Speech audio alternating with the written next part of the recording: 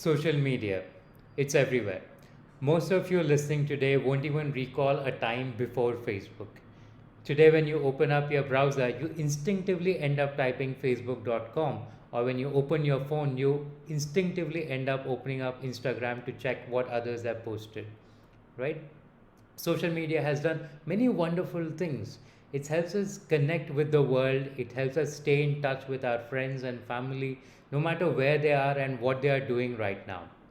Around 3 billion people in the world are estimated to be on some form of media or social network. That's about 40% of the world's population that is spending about 2 hours every day sharing, liking, tweeting, and updating their online profiles. But as with anything, as things mature, behaviors also change. It's been harrowing to see how easily social networks can tell well into antisocial networks. Trolls are a bane of any online platform, but they particularly thrive in a traditional social channel. Bullying and hate speech has been a bane of so many networks today, while Twitter and Facebook have taken several steps to curb these and to really weed out the worst offenders. These are still a common everyday problems that you see on social networks right now. Then there is a deeper question of how social networks really are.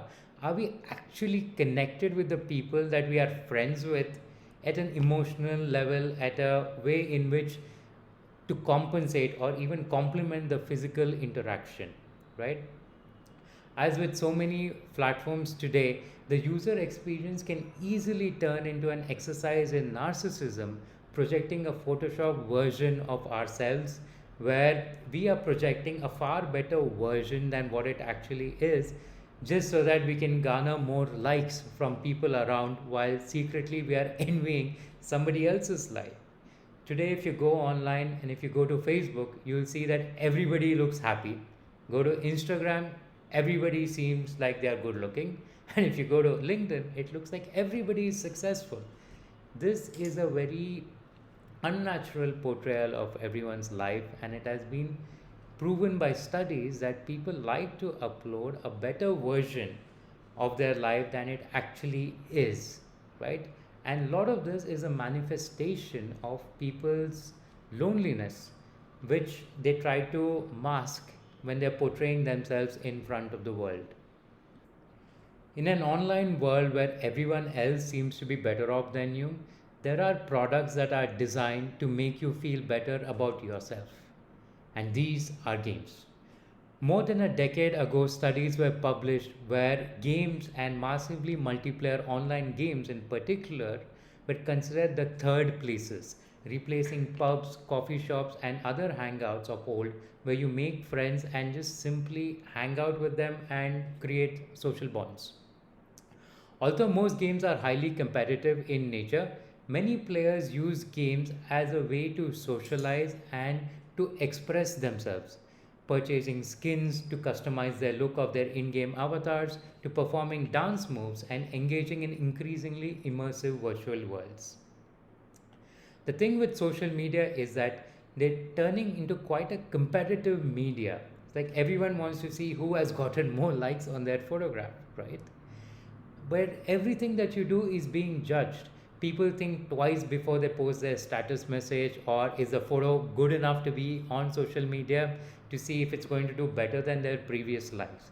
This is not what social networks were created for in the first place, right? And that is something is not going to happen with games, simply because where you can just be yourself, do whatever you like, and simply hang out with people and have a good time. Battle Royale games are highly competitive. Literally 99 people out of the 100 who participate in a Battle Royale game will lose. But still, people love playing simply because it is the experience where you are not judged for your failure, where everybody knows and even understands that 99% of the people are going to fail, and that is completely okay, right? So, in those sense, it's not surprising that Netflix has cited Fortnite as the biggest competitor in their recent shareholder meeting as well. The key reason for users to be drawn to games as a network are it connects me, is a worthwhile experience, and it's fun to use. Multiplayer games of today are more than just a game, they are shared digital spaces, seen as having a positive impact on users' lives because they create a sense of community. It also allows players to escape the pressures of everyday life in an immersive and inclusive environment. Last year, DJ Marshmello hosted an EDM concert inside Fortnite, which drew about 10 million people. With tens of millions of people tuning into a concert in a video game in the future, games are disrupting the way consumers consume entertainment online and a sense of community that forms around these shared experiences. While a lot of us are getting used to the post COVID world, post COVID behavior of video calls, things have gone a step ahead inside games. People are organizing virtual weddings inside a game. It has become such a rage inside Animal Crossing that the game itself has launched a new event which is themed around weddings itself. Imagine that, virtual weddings, right? And here's the next level of evolution of our virtual world. A study by Queensland State University said that high performing esports professionals exhibit the same mental stamina that it takes to be a top Olympian. Esports are a channel for those that consider themselves to be mentally athletic rather than physical athletic. Now, this opens up an entire field of competitive sports to a much, much larger audience and participants. The new jobs of the future may even be virtual first. Today, football clubs like Manchester City and PSG have dedicated esports teams, and collegiate esports events are already a reality in the United States. Esports is a medal event at the Asian Games in 2022 in Hangzhou. There is even talk of esports reaching the Olympics this decade. 15 years back, mobile games didn't even exist. Today, they are such a massive industry that they are even bigger than movies and the music industry combined.